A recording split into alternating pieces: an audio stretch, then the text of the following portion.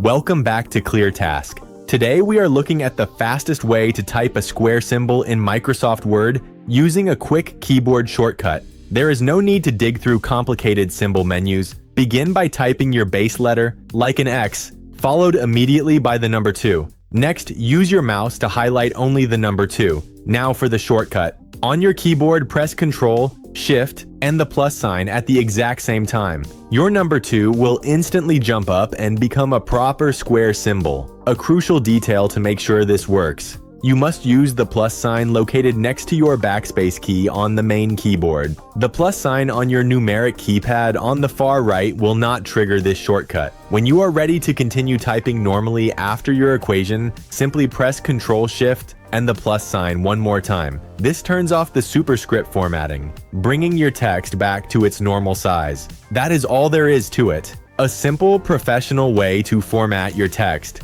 If this quick method helped you, be sure to like and subscribe to ClearTask for more workflow tutorials.